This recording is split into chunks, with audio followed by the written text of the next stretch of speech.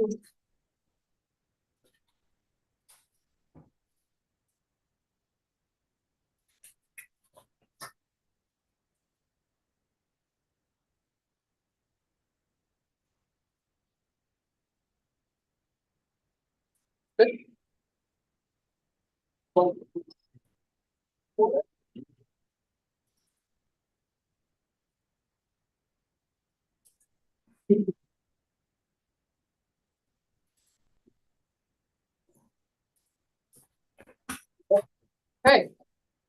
Thank you everyone for joining the Hudson 7 Drinking Water Council's hybrid monthly meeting. Today is Wednesday, October 8th, 2025. My name is Devin Rigolino. I'm Dutchess County's Environmental Program Director and the Vice Chairman of the Hudson 7. Our Chair, Mayor Bassett, had a prior commitment tonight and is unable to join, so I will be overseeing tonight's meeting in his absence. Hudson 7 hybrid meetings are live streamed on the Hudson 7's YouTube channel. The public is advised to subscribe to this channel. Our in-person meetings occur at the Poughkeepsie Water Treatment Facility located at 70 Waterworks Road, Poughkeepsie, New York. Public comment is allowed both in person and remotely. Please visit our website to learn how you can provide public comment by visiting hudson7.org and clicking on the meeting page.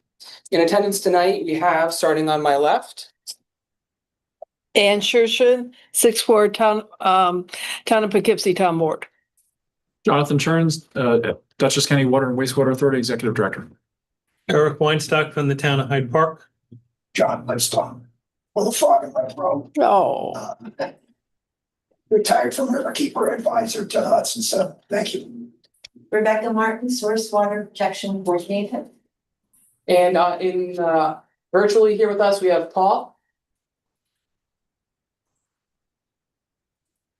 Yeah, Paul Malmrose, I'm the engineering technical advisor for the Hudson 7. Robert.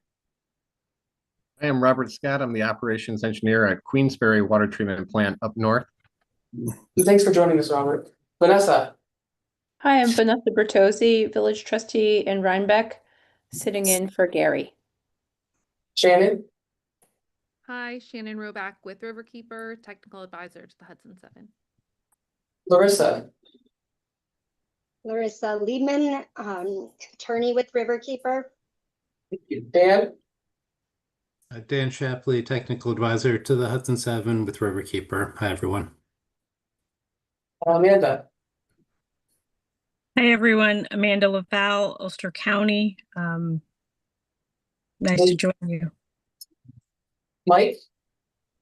Hi, I'm Mike Forging. I am a New York State DOH employee acting as a technical advisor for the DWSB2 program. And Danielle. Hi, it's Danielle Freer from the town of Esopus. I am the supervisor. And then we just had Liz. Liz Mosquita, Town of Hyde Park, Town Board. All right, thank you all. And we do have a quorum tonight. So this meeting is called to order. I also want to Andy's not here yet. We'll welcome Andy a little bit later then. So on to minutes from our September 10th, 2025 meeting. Hopefully everyone had a chance to review those. I'll make a motion to approve those, or and I'll second it. I've read them. any discussion? All in favor? Aye. Treasurer's report. Yes, we have to table the treasurer's report again this month. The transition between Gary and Supervisor Spinzia is still in progress, and the paperwork is being redirected to Gary, so we'll have a full report in November. Thank you, Rebecca. Okay, on to the Source Water Protection Coordinator report. So Rebecca shared both August and September with us this month. Any comments on that report? Anything you wanted to mention about it? No, we have so much to go over. It's all in the agenda. Thank you. And communications then. I'm just going to, if it's okay with you, jump to this judge allows Indian Point discharges. Full text says no wastewater release is imminent in the Highlands Current, which we received, and we were able to ask Riverkeeper for an update of what's happening with Holtec, Indian Point, and the Tritium releases. So Larissa, I know you only have a few minutes. You could update us on what happened and what's happening, that would be great. Sure. Thank you for having me, and sorry that I will have to run pretty soon. And I also want to say, Riverkeeper is just about to put a little explainer blog post up about this ruling. So I can send that to you, Rebecca, and then hopefully everyone can take a look and it might help out. So yes, so the Save the Hudson Act was overruled on the basis of preemption. There is a conference happening tomorrow. It's a court-ordered conference between New York State and Holtec, during which the assumption is that the judge might try to get them to come to some sort of settlement instead of the New York appealing. So I think we'll have a lot more clarity, hopefully right after that conference, as soon as the AG's office kind of reaches out to us. And like you said, Holtec has stated they have no immediate plans to start discharging, and that they will provide notice before they begin. So we'll know. So beyond that, I'm happy to answer any quick questions people have, any topics that I should touch on. But I think right now the main thing is we should be hearing more about what New York State's going to do in response to this in hopefully the coming days.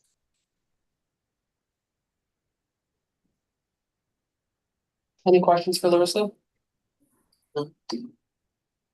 Thank you. Thank you. We'll look out for your one sheet. Perfect. Thank you. Sorry I can't stick around, but thank you for having me. Oh, thank you for making time. Yeah, bye-bye. Okay, so communication, just to finish up. Nicole Label, who's the coordinator of the Rockland County Task Force on Water Resources Management, reached out to us to just learn about how we organize, and there's a link here to who she is, and we had a great conversation, and they are looking forward to interacting with us and maybe partnering sometime in the future. It's a great conversation. There was an article in the Daily Catch, the Catch Up episode 24, regarding the recent HABs in our region of the river. Jonathan, who's here tonight, sent along the HAB monitoring notification sheet that went out to all of the water, water customers. And so we put this in our agenda for others who are interested to see the language that they used. And that's it for communications this month. Upcoming meetings and events. So the Hudson River Watershed Alliance Annual Watershed Conference is occurring on Tuesday, October the 28th from 9 to 3 at the FDR Presidential Library Museum in Hyde Park. Gary is going to be presenting on behalf of the Hudson 7 at 12:30 p.m. that day. And there is a registration link for anyone who's interested. There's also a virtual session that's the companion to the in-person session occurring on October the 22nd from 1 to 2:30 p.m. Just a reminder that the U.S. Coast Guard will be attending our meeting next month on November the 12th to provide a presentation, and we'll talk a little bit more about that later on in the agenda. And that's upcoming meetings and events. I wonder what happens if the government's still closed. They'll have to move it because they moved everything out of there. I'm not sure if the Coast Guard is working unpaid or. Oh. I thought you meant the Wallace Center. Yeah, Operation, so I bet they're still working. yeah, the Wallace Center's probably close too. That's probably close. Yeah, that's true. Yeah. The Watershed Alliance Conference at the Wall Center might be closed. Yeah, because there's supposed to be an event there this weekend and at Wallace Center, and it's been moved to the Hyde Park Library. Dan, do you have any knowledge on what's happening with that's River Watershed Alliance? I don't know if you heard that, whether or not the event would proceed or they actually because of the museum in the library with the shutdown. The park. You had a question for me? I'm sorry. I'm having trouble hearing. Oh, that's okay. So anyway, I think I don't know. I haven't talked with Emily Vale about that contingency, so I'm sure she's thinking about what the plan would be if the government's still shut down, but I don't have an answer for you. If I may propose a location, the Norrie Point Environmental Education Center allows organizations like this to utilize their site, and where better to talk about water resources than Norrie their Point. facility. It's a great idea. Just up the road, as close to where you were going to go, and you get this beautiful view. Yeah. It's free to use. Yeah, no, it's a lovely spot. I think it's a lot smaller than the Wallace Center, but might be where we end up. So yeah, stay tuned. I'll send a link after. Okay, The Park Service has the big auditorium. True. yeah, do we have any members or were they gonna talk later? Central Hudson, are you wanting to speak during public comment? You have 3 minutes if you'd like to. No, not yet. Okay. Right. We don't have anyone online? And Robert, any public comment for you? Okay. I do see Andy's in the waiting room. Should we welcome him? HS, yes. Should be that us.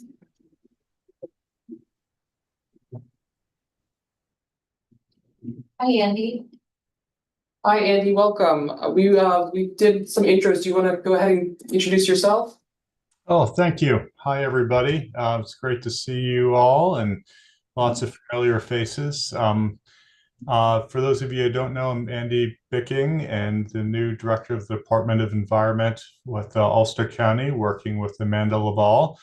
And just if we haven't met before, it's hard to tell from the Zoom camera here, but I previously was at Scenic Hudson for a long time and then did a stint in Connecticut with an organization out there, but I'm really glad to be back here in New York. Thank you. Welcome, and we're happy that you can join us. My pleasure. So we don't have any presentations this month, so we're going on to old business, starting with the salt front. Sure. I'll give a quick synopsis of that. Happy to report that the Hyde Park water system is not impacted by the salt front. We've done our lab testing and we've got some more going out soon. We're hopeful that the current rain will push back the salt front. We are aware that the city of Poughkeepsie water system has been impacted and they've got a notice posted for both sodium and chloride. I also have an update from Dottie in the Poughkeepsie Water Treatment Facility. She writes, Dottie is in Philadelphia today, Pennsylvania at a conference. She says, we are still dealing with the salt front. Conductivity began to drop a bit at the end of the month, but we saw a spike again on October the 2nd, over 2,000 US/cm, and it's remaining higher than before. Dottie says, I am concerned that our low tides are also higher in conductivity. So that's the Poughkeepsie update. Thank you. All right, so continued support for Hudson 7 source water protection efforts for Dr.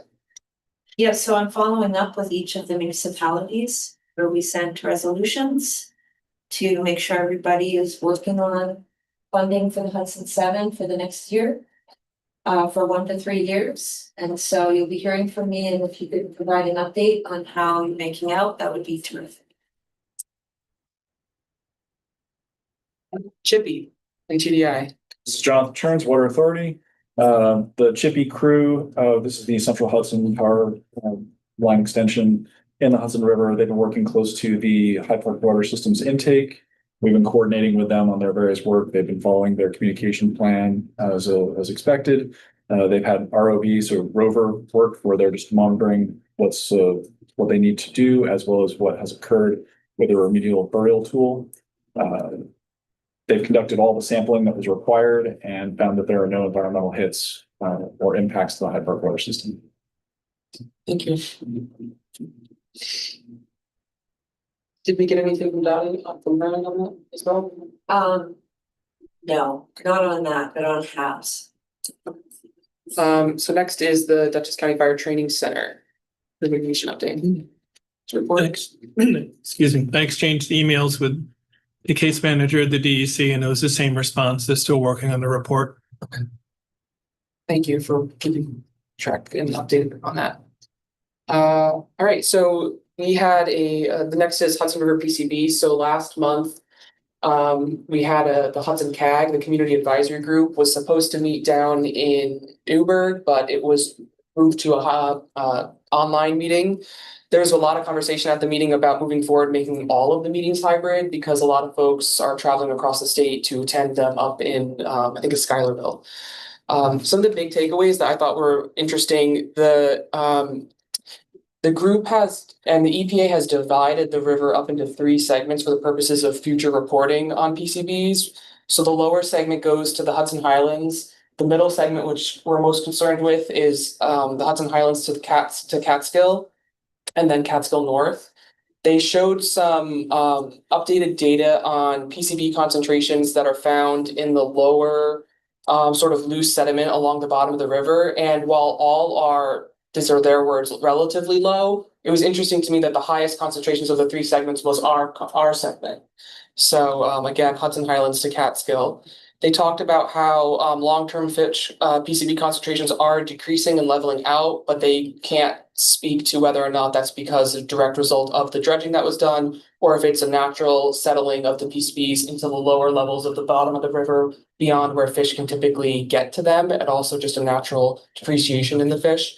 But regardless of the low levels, there's still a need for an advisory, and they have recently, the state has released and chosen finalized new fish advisory signage that they're trying to get put out on all access points along the river. So I'm going to be working with the municipalities and with the county. We have a couple sites, of course, Quiet Cove and some others, to make sure that we have signage up on our side of the river. I think those are like the biggest takeaways. That there's the group, even though they are trying to have a new emphasis on the lower Hudson, it's still, they're very much dominated in terms of who attends, and folks concerned about the upper Hudson. Yeah. So it's a interesting body. That's that.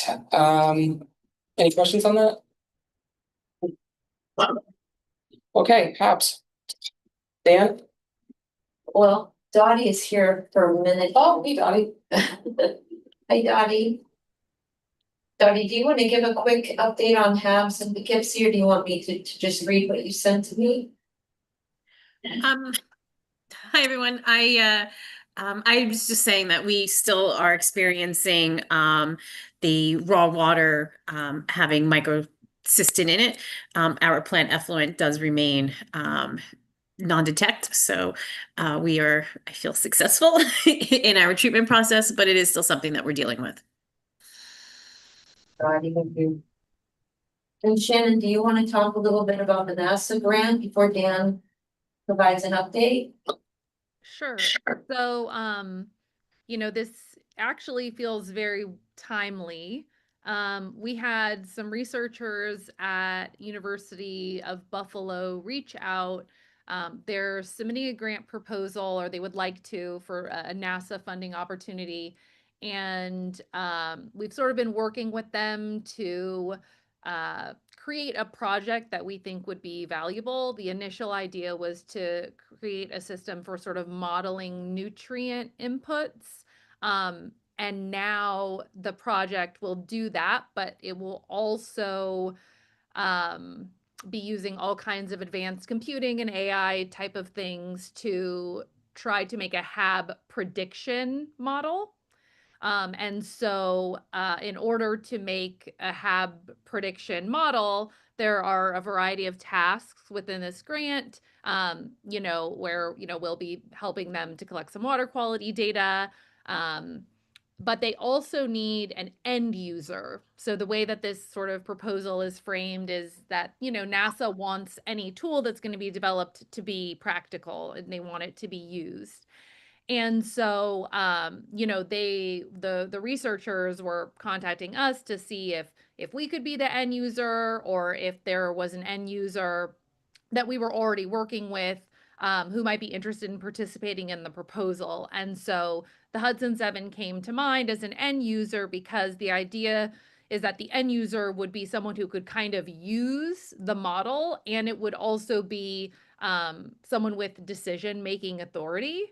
And so if Hudson 7 wanted to be the end user for this proposal, what that would mean is that quarterly, we would meet with the research team and they would share with us the work they're doing, and we would say, that sounds great. You need to consider this, you need to consider that, or, you know, this would be important for us to have this feature or this type of information. So you're kind of just providing feedback to the research team as they try to develop the tool. So the project, I think, would be 3 years. And aside from these quarterly meetings, that's really the commitment. And just, you know, I think there's some paperwork to actually be the end user in the proposal. Then that would probably have to happen relatively quickly. I think the proposal is due at the end of the month. So if the Hudson 7 wanted to be the end user, then Rebecca, I could talk with you to see if there are, you know, some letters of support type of things that might need to be signed. If not, completely understand, but it seems like it could be a good tool. It could be useful, even more now that we're in the situation we're currently in with the HAB. So something to consider. And I guess in terms of timing, it probably would be good to know sometime in like the next week, if that's possible, if you all wanted to be the end user. Asking multiple end users or both. Yeah. I'm sure they can. John had a question of do we know if multiple end users can be allowed? Like, it's a good question. I can certainly ask. I'm not sure. I can ask. Was there someone else you had in mind, John? Just the recreational community, the communities along the river. Excuse me, I won't project.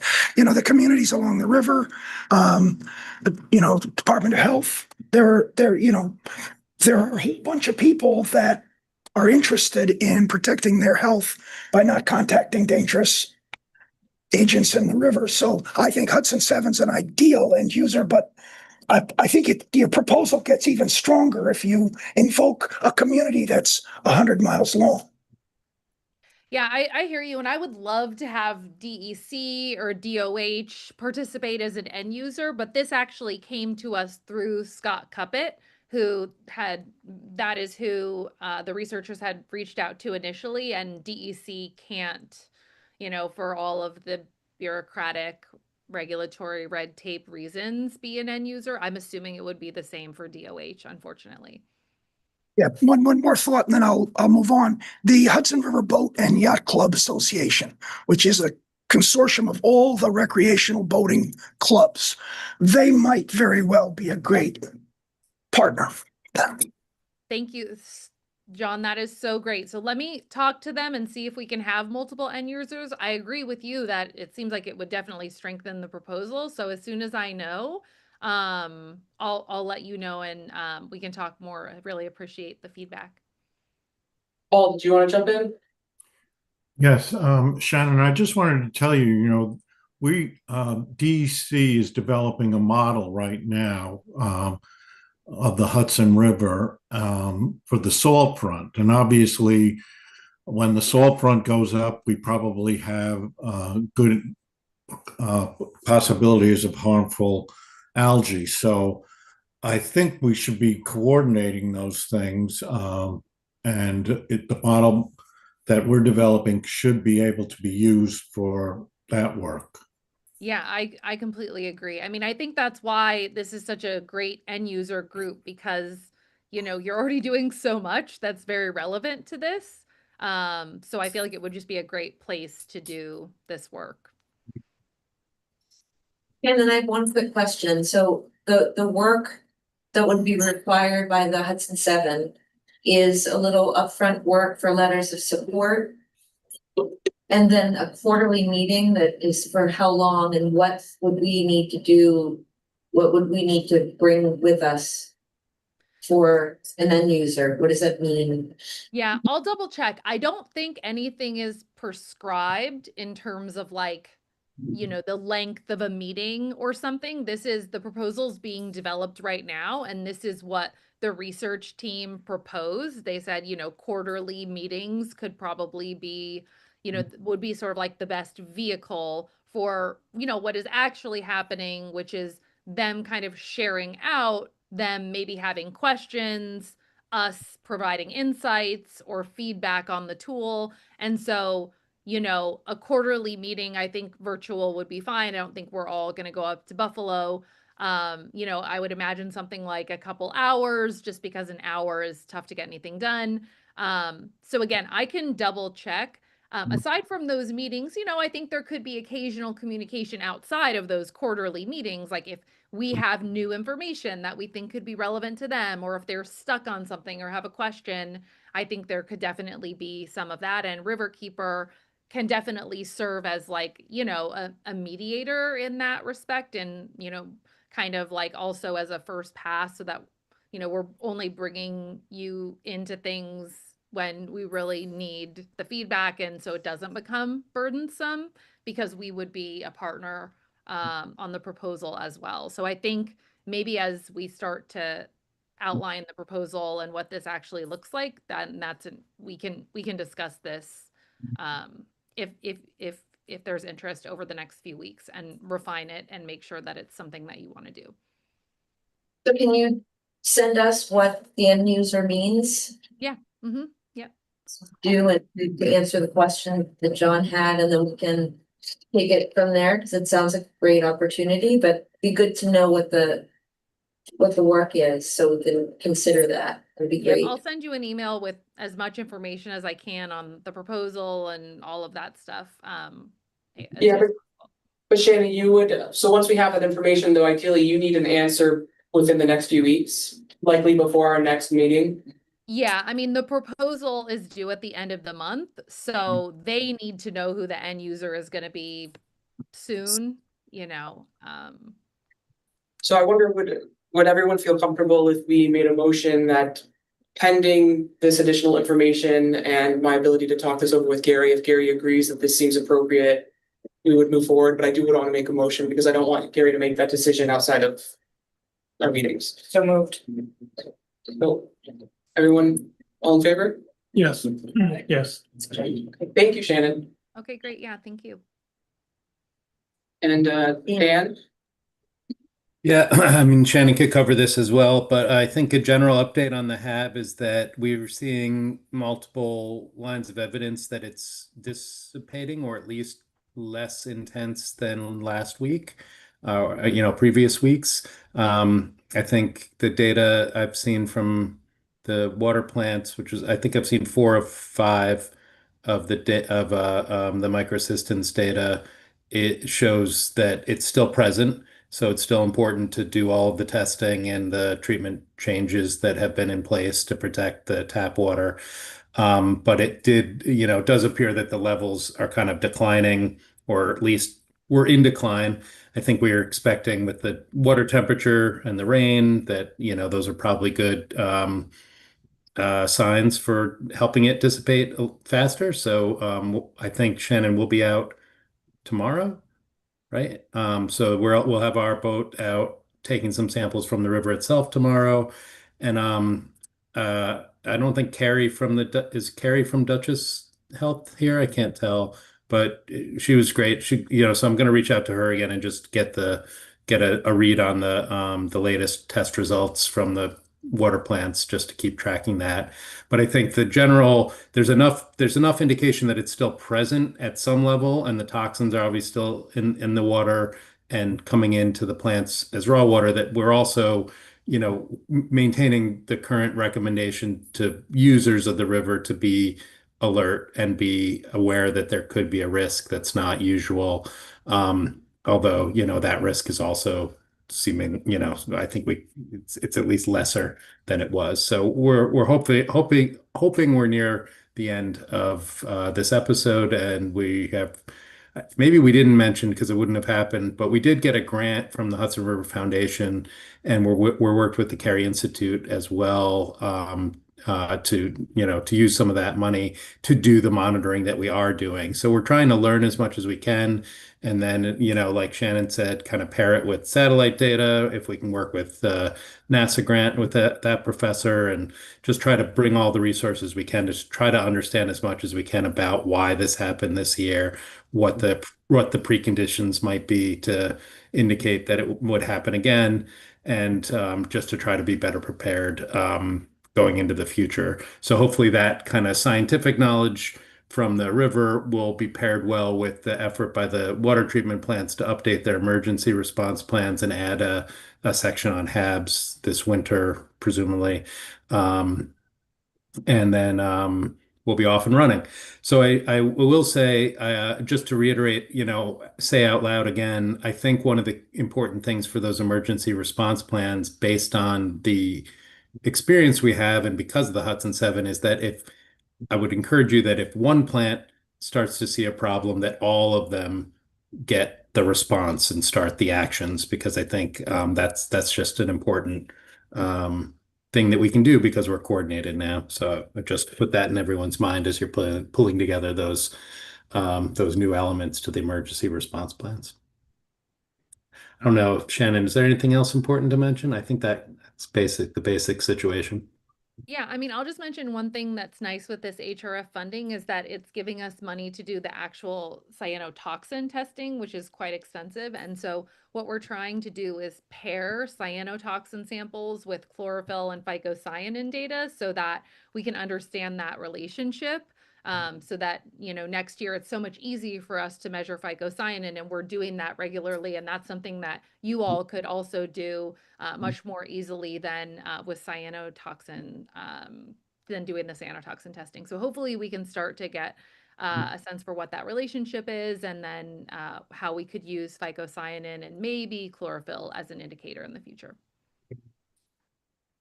Thank you both. Paul, did you have something? Now, I just wanted to mention that the plant operator should not be pre-chlorinating, because if they pre-chlorinate, they will break the cell and let out the toxins that Shannon is talking about. The other thing that Dan and I came up with is that the Hudson River and Black River Regulatory District, which controls water going into the Hudson River by controlling floods and also releasing water, Dan is trying to make a meeting with them, and they can help us during these low flow periods. But Dan and I are just working on that. So yeah, thanks, Paul. That's a good point. And on the treatment process, that's exactly the kind of consultation that the Department of Health was able to bring to each of the plants and help them tune up, where they were applying chlorine and how they're addressing, coagulation and filtration and other aspects to make sure that the toxins were kept out of the tap water, which seems to have been very effective, which is great. Thank you all. Perhaps? Yeah, there was a FAQ that we put up through with Riverkeeper support, and the HAB response plan template. Dottie, I think I saw you passing that around, where you had all the water treatment plants signed or get the most up-to-date information. Do you remember that template that I think the Dutchess County DOH gave to the Hudson 7? No. I don't know. Maybe I feel like I've sent a lot of information to a lot of places, so I'm not quite sure what. Thank you, Dottie. Yeah. Hey, thank you all. John, Central Hudson, GP. First, I hope you can hear me. I've got a bad voice. First, just a sort of a disclaimer that no matter what I say, what it sounds like, I'm making no accusations. And I also, the observations and the thoughts that I have to give you are my thoughts, and they aren't for the public. I want the public to be clear that they aren't thoughts of the council yet. So my history with this site is that we started seeing, and you'll correct me if I've got big dates wrong, but I think I'm ballpark. I started seeing investigation at the site. I started patrolling here in 2000, and I started to see the Samantha Miller was a barge and a coring rig back in 2004, I think. And then I started seeing coal tar in 2005. I brought a photo to hand around. People online, you're out of luck. That's a photo from the bridge looking down. The current investigation, which was produced by collecting a number of core samples, started July 21, I believe, and ended September 12th. I provide the dates of those two sampling operations because I believe they may be significant. We started seeing, thanks to the Clearwater crew, which were docked at the Warriors Dock, we started having reports of coal tar on the 18th of September. So 6 days after the end of the investigation. I'm not suggesting it wasn't there before. I'm just saying that's the timeline that we have. Rebecca's got a bunch of photos to show what we saw. You want to post now? Yeah, why not? And I just want to note that we coordinated our team, and Rebecca did the bulk of the work. But we went to observe the river in calm wind conditions, because what happens is if there's any chop at all, it starts to break up these little flakes. They're almost like flakes. Once the oil weathers a little bit, they almost look like little.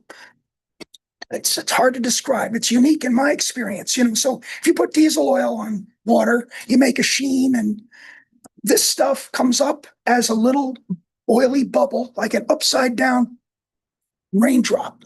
And when it hits the surface, it spreads out and sheens for a minute or two, and then it goes into this flake mode.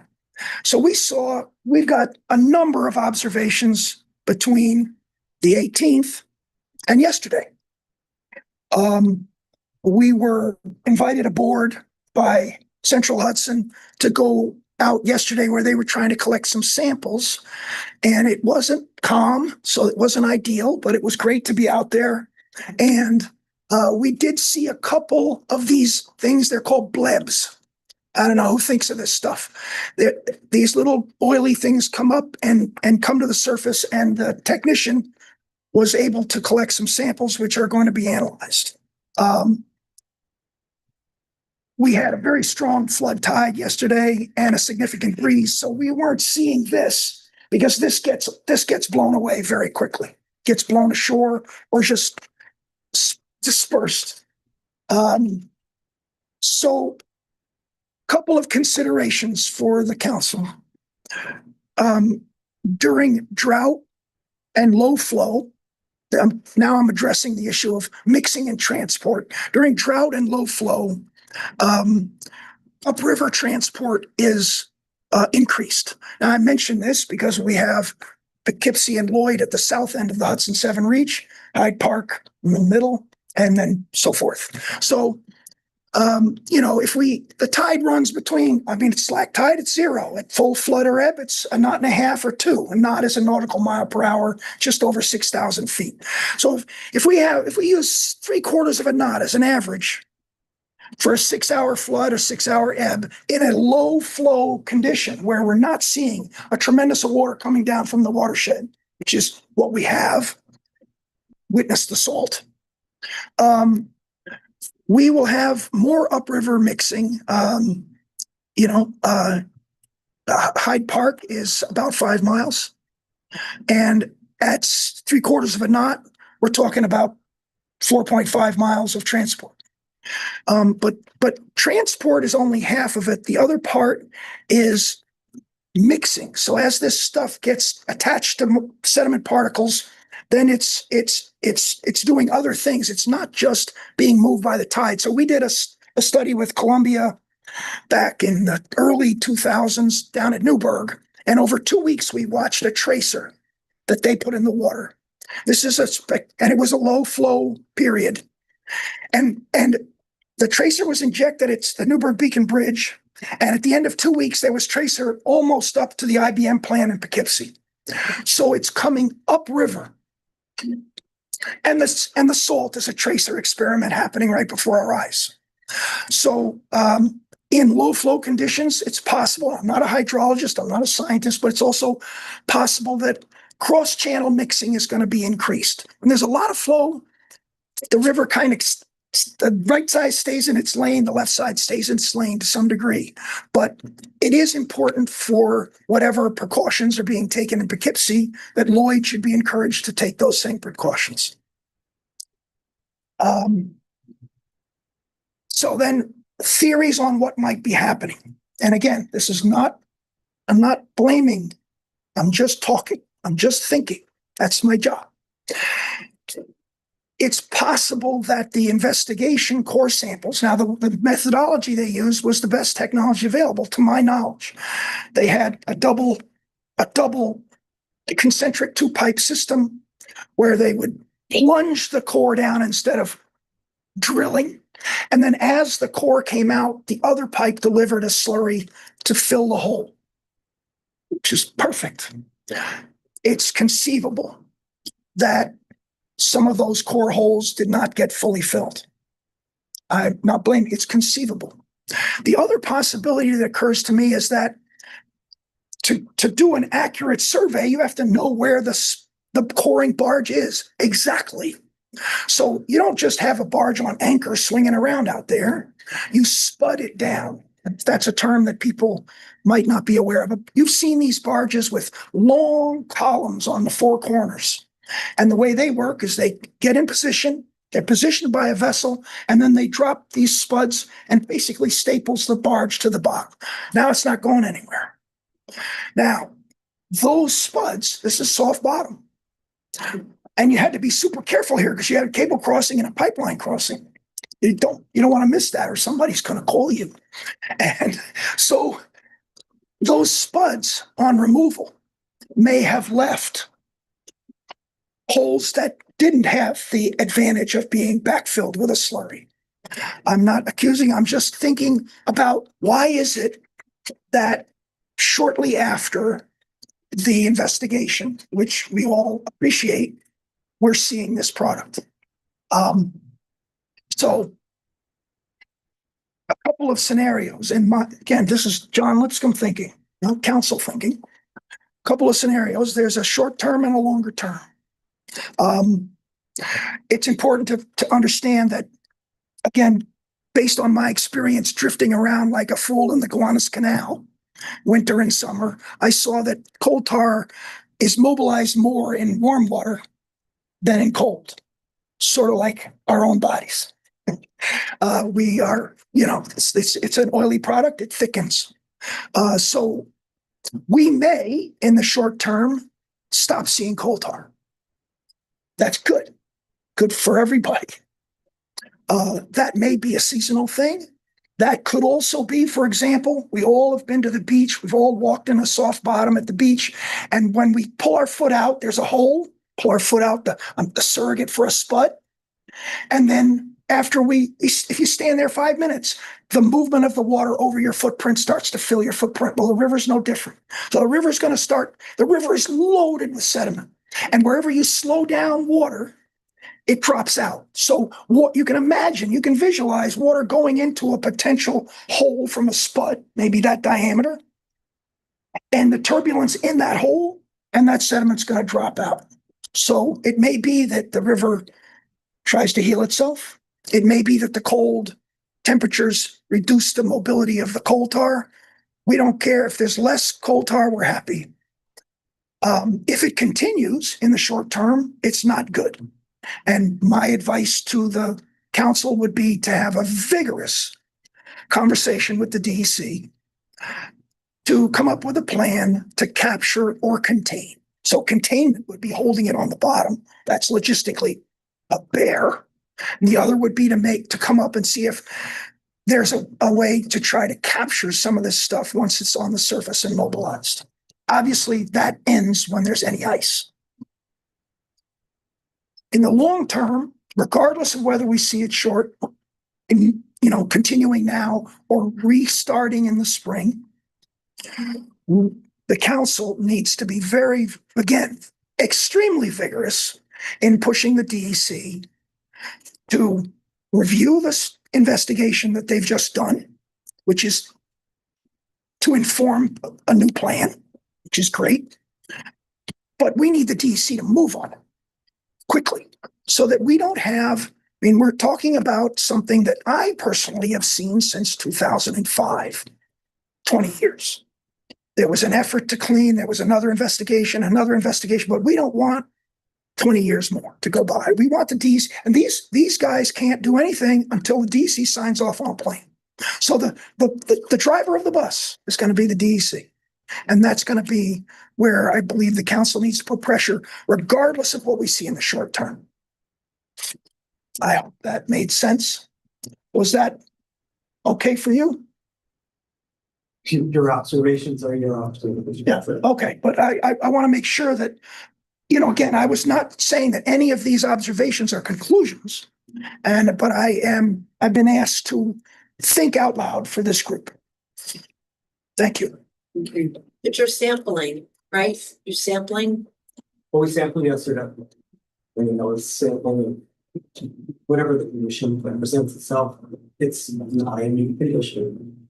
It is to John's observations. It tends to be episodic, during warmer periods of time. It's the very reason we're out there trying to get to the source and cut that off. If that's possible, we've been at it. We've been at it trying to find the right fix with DEC, Department of Health, the people that, including ourselves, that take water from here.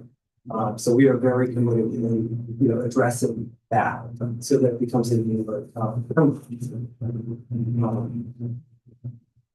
this becomes challenging, to say the least, to change sheets. Even during the process that we just performed, I would share with you, you know, that boat that was out there with the barge, making the samples, that was their job. And so anything that either resulted from any of those activities that John explained very well, they were managed. So, you know, during the whole, I'd say the latter part of the actual PDI did not involve the type of sampling that John referred to initially. Not the same. So actually the most, I would say, invasive type of activity with the, as you explained, weight of the product, we call it basically. I mean, there was no, I mean, it was the weight of the core itself. So there was no other, you know, anything trying to move it any further into the sun or any of that. Since that wasn't the goal. I mean, the whole goal of PDI that we just did was to, again, it had been probably a decade since delineation of the material. And I would share with you based on all of our surveys and it's been a while since it was first discovered. The actual targeting sediments don't move much. What you see is the result of what you are explaining. We call it emulation. That's how it gets into it. That's from organic degradation, basically breaking down anaerobic. So that's way down at the bottom. There's organic matter, so that's degraded. It off. So that bubble that you see that picks up anything that's in the sediment, and that could include even impacts from the MGP facility. That brings it to the surface. And this is what has been happening. The very reason we're out there. This has been going on for decades. So I mean, we're not remiss in understanding and sensitivity to it. I can share with you that we are completely committed to, you know, finding that solution. And we are working, you know, it's part of the DEC process in this case. So we're working hand in hand with the DEC, Department of Health, State Department of Health, even to the extent that we've been part of the stakeholders here in this room. We'd also share that, you know, this facility itself, because of an incident that occurred early on when there was lots of intrusive type work. So that's one of the lessons that we have learned first and foremost. It's like the nature of that material based on intrusive type activity is extremely sensitive. And we've piloted a bunch of different things to try to manage that, knowing that intake is 3,000 feet to the north. So that's the very last thing that we want to have. So we did take some measures to equip this facility. So I don't know if you're familiar with all the equipment here, Gotti is. So that made sure that there's the ability to sense even that wet go for whatever. There's some safety mechanisms that this plant is supposed to have. Other plants may not be, but that sense, fluorometers, high resolution cameras, lighting down there. It's lit up here in the control room. It's in where the new GCMS laboratory instrument that we helped fund to make sure that they have the right equipment to look for the constituents of concern. Never, history of this plant didn't those exist. And I think that's a good thing. And we want to make sure that that continues. We've been communicating, with the facility and yourselves even prior to that work to make sure that everybody's on board. We have a communication plan, we have an emergency plan.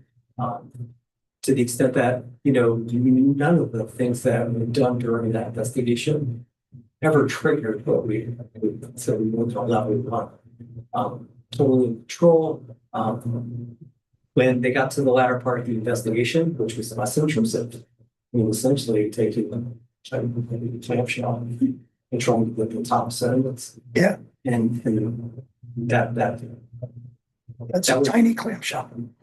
Yeah, it's a grab sampler. Yeah, so I liken it to the machines they see those kids like to pull out the whatever and get frustrated. Spend a lot of money with many kids, but needless to say, it was a bit less of an intrusive act. So probably for the better part of at least a week, some of the activity that you have depicted here. Obviously, DEC went and looked at it. There were possibly other contributors. That was still in the MGP site itself. But probably for almost 2 weeks, there was the less intrusive type activity and actually taking place in areas we're familiar where the highly impacted areas in that southern part. We're pretty familiar with that based on experience.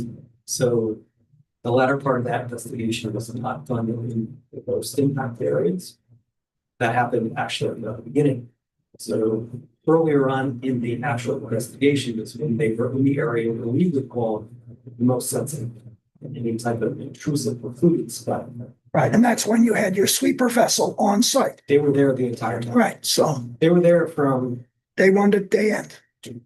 Yeah, they ended at the end of our small sample operation. That was only there. Yeah. So at no time was there ever a relaxation in the level of control, even with the less intrusive work I just talked about.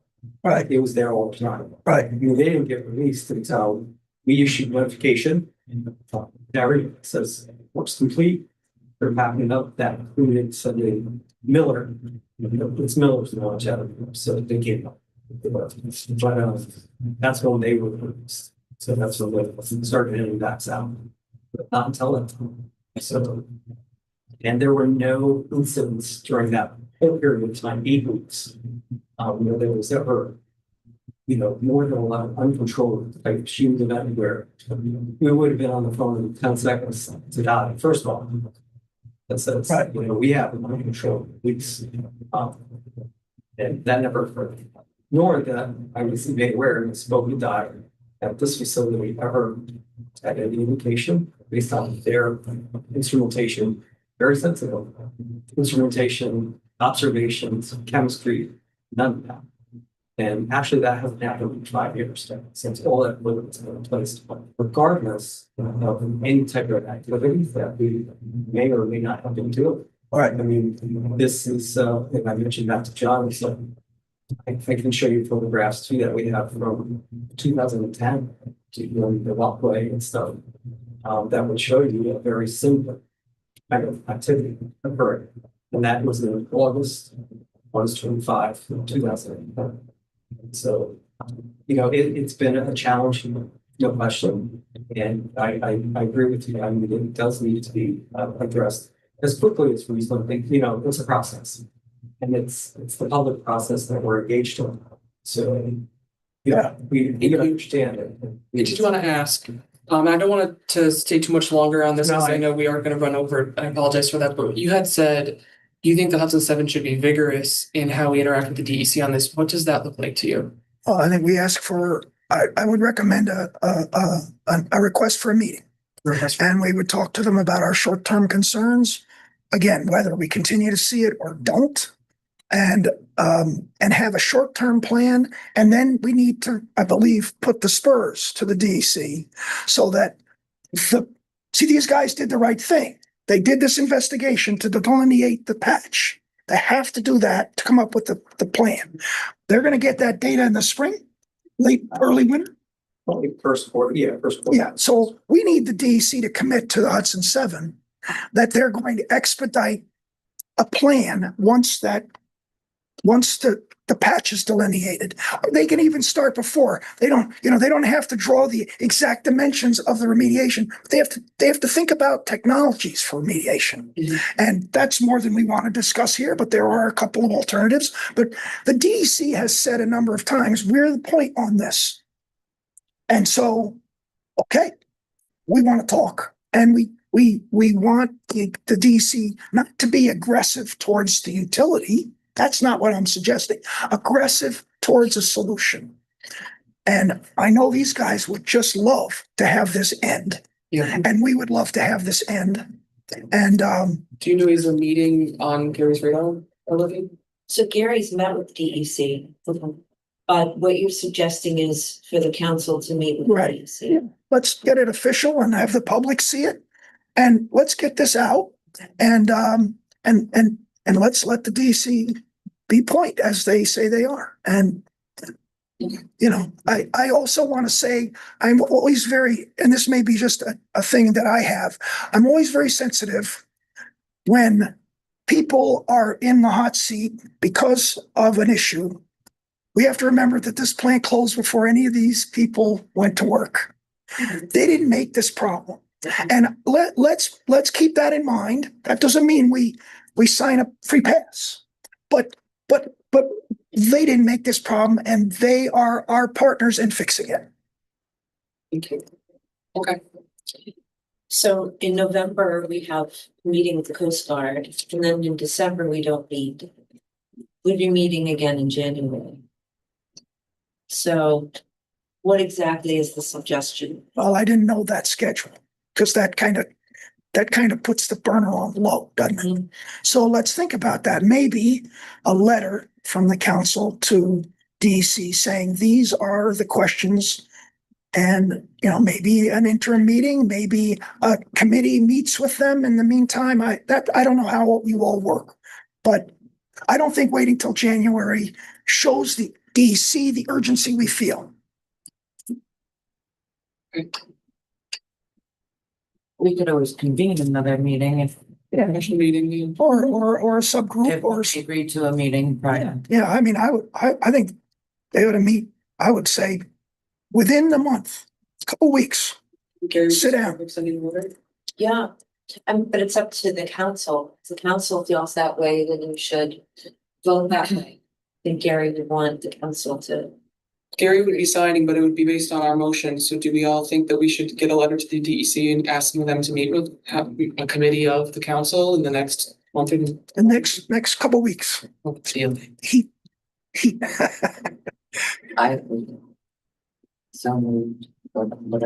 Okay, so yeah, I guess I'll make that motion. Liz seconds it. So we'll talk with Gary and have him and Rebecca, you'll help prepare it, a letter to the DEC requesting a special meeting with a subcommittee of the council. Yeah. All in favor? Aye. Thank you. Oh, thank you for giving me the option. Do you have on your schedule, this analysis? Well, to the extent that, I'd be happy to talk after a meeting if you, or during the. Do you know the approximate date of the alternatives analysis? There's been one alternative. Focus remedial alternatives analysis that was done previously. That was it.